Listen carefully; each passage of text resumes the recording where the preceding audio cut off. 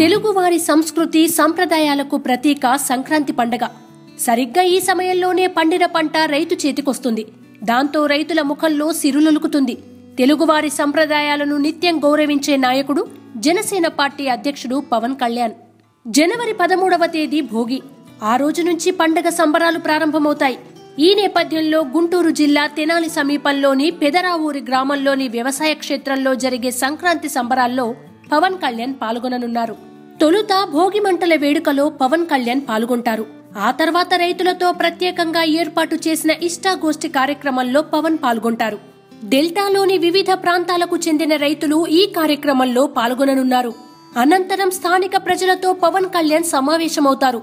ఆ తర్వాత మహిళలు నిర్వహించే సంక్రాంతి శోభలో పవన్ కళ్యాణ్ పాల్గొంటారు.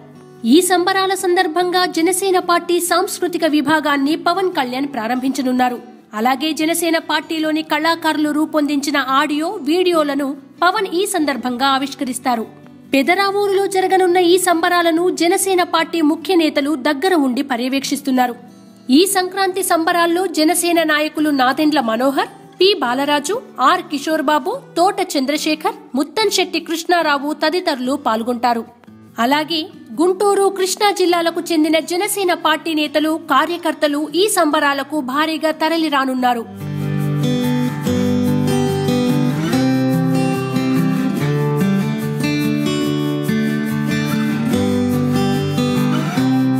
Hello, this is your Nandu. Please do subscribe to New Waves Media.